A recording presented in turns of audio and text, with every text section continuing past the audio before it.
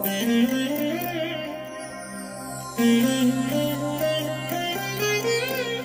దినం పరము నుండి దిగివచ్చు మాట. ఇది నీ జీవితానికి వెలుగుల బాట. నీ ఒడిలో ఉంచబడిన దీవెనల మూట, అద్భుతాల ఆనంద ఊట.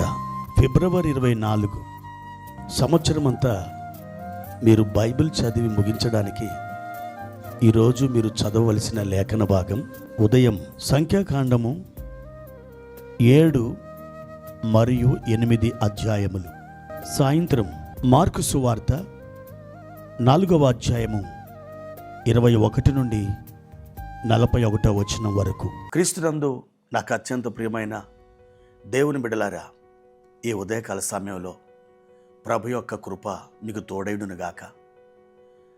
ఇజ్రాయేలు ప్రజలు అరణ్యములో ఉన్నప్పుడు వారు ఐగుప్తు నుండి కనాన్ దేశానికి బయలుదేరుతూ ఆ అరణ్యములో వారు యాత్ర చేస్తున్నప్పుడు ఆ ఉదయకాలం వారి పాలెములో పరలోకం నుండి అద్భుతంగా మన్నా కురిసి ఆ మన్నాని వారు ఆహారంగా ఏ విధంగా భుజించారో అట్టి ఆహారాన్ని వారు ఆరగించి బలవంతులై వాళ్ళు కనాన్ దేశంలోని శత్రువులను ఎలా జయించారో ఈరోజు మీ పాలెంలోకి దేవుని యొక్క మన్నా అద్భుతంగా కురుస్తుంది. ఈ మన్నాని మీరు ఏరుకొని కూర్చుకొని ప్రోగు చేసుకోండి. ఈ మన్నా మిమ్మల్ని బతికిస్తుంది, మిమ్మల్ని ఆదరిస్తుంది, మిమ్మల్ని ఓదారుస్తుంది, మీకు నూతన త్రోవను కలుగు చేస్తుంది. మీ పైన దేవుని కృప అద్భుతంగా ఉంది కనుక ఈ మన్నా మీ వద్దకు వస్తూ ఉంది. ఈ మన్నాని మీరు ఎంత జాగ్రత్తగా పట్టుకుంటారో అంతగా మీరు వర్ధిల్లుతారు.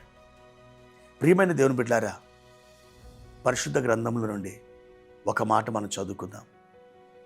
లూకా రాసిన సువార్త 19వ అధ్యాయము 4వ వచనం. అప్పుడు యేసు ఆ త్రోవను రానయ్యుండెను గనుక అతడు ముందుగా పరిగెత్తి ఆయనను చూచుటకు ఒక మేడి చెట్టెక్కెను. ఈ మాటలు మనం అందరం కూడా ఎరిగి ఉన్న పొట్టి జక్కయ్య అనే మనుషుని గురించి వ్రాయబడిన మాటలు.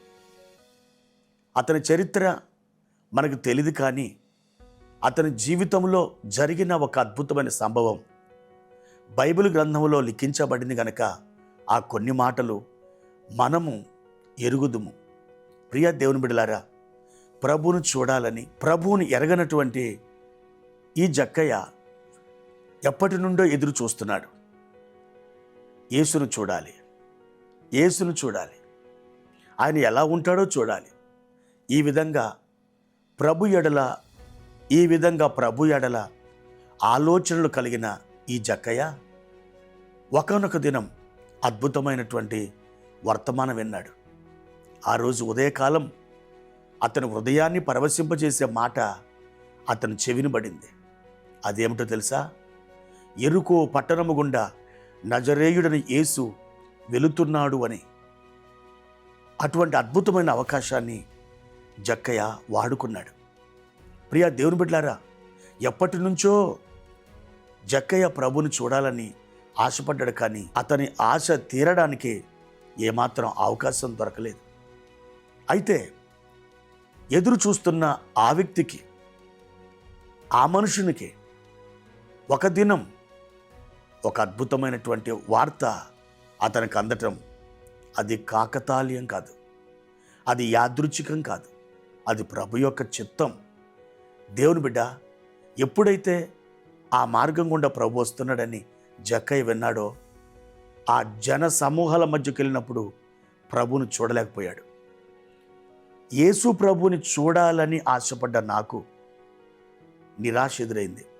కాబట్టి ఇంతటితో ఇది నా కర్మ అనుకొని నేను ఇంటికి వెళ్తాను అని ఆ మనుషుడు వెళ్ళలేదు. రెండవ ఆలోచన చేశాడు. ఏ మార్గం గుండా యేసు ప్రభు వెళుచున్నాడో ఆ మార్గం గుండా అతడు పరుగెత్తుకుని వెళ్ళాడు.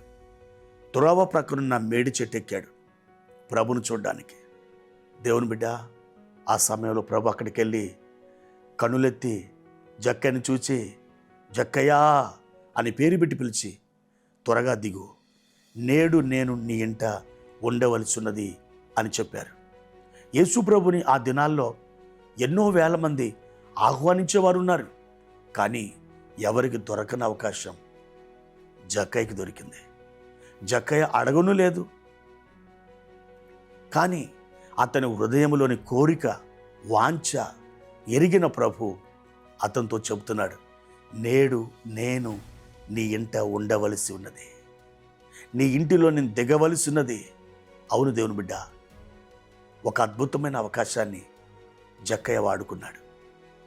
దేవుడు నీకు ప్రతిరోజు అవకాశాలు ఇస్తూ ఉంటాడు అని నువ్వు తలంచవద్దు. అవకాశాలు రావడం అరుదు, కానీ ఆ అవకాశం వచ్చినప్పుడు నువ్వు వాడుకుంటే నీవు అందలం ఎక్కుతావు.